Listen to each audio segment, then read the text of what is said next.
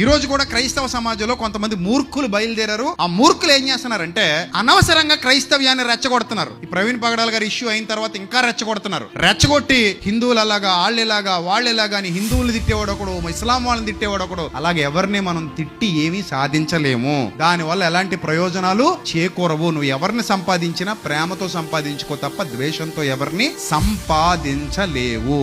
అయినా ఒక్కడు తప్పు చేస్తే అందరిని తిట్టడం ఏంటంటే తప్పు కాదు. ఇప్పుడు క్రైస్తవ్యులు ఎవడో తప్పు చేస్తాడు, క్రైస్తవ్యాన్ని అంతటిని తిడితే ఏమైనా బాగుందా? అలాగే హైందవ మతంలో కొంతమంది మతోన్మాదులు బయలుదేరి యూట్యూబ్ లో వీడియోలు పెడుతున్నారు. ఆ మతోన్మాదుల గురించి మన ఊళ్ళో ఉన్న హిందువులందరితో గొడవలు పెట్టుకుంటాం మన చుట్టూతో ఉన్న ఇస్లాం సోదరులందరితో గొడవలు పెట్టుకుంటాం. మనం ఒకడు తప్పు చేసి అందరికీ రుద్దేస్తామా? మన క్రిస్టియానిటీలో ఎవడో తప్పు చేస్తే మన అందరి మీద రుద్దేస్తే మనం ఒప్పుకుంటాం? దాన్ని ఒప్పుకోం కదా. సో కాబట్టి జాగ్రత్త. డబ్బుల కోసం చాలా మంది ఇలాంటి చిల్లర రాజకీయాలు దేవుని మార్గంలో కూడా ప్లే చేస్తున్నారు. సో మరలా చెప్తున్నాను, మనకి భౌతికమైన యుద్ధాలు వద్దు. మనం అందరినీ కలుపుకుపోవాలి, అందరితో ప్రేమగా ఉందాం, అందరినీ ప్రేమిద్దాం. దానివల్ల ప్రయోజనాలు ఎక్కువ. మీ కుటుంబంలో గాని, మీ వీధిలో గాని, మీ ఇంట్లో గాని, అన్ని చోట్ల కూడా మీరు సమాధానంగా ఉంటే వచ్చినన్ని ప్రయోజనాలు యుద్ధం చేస్తే రావు.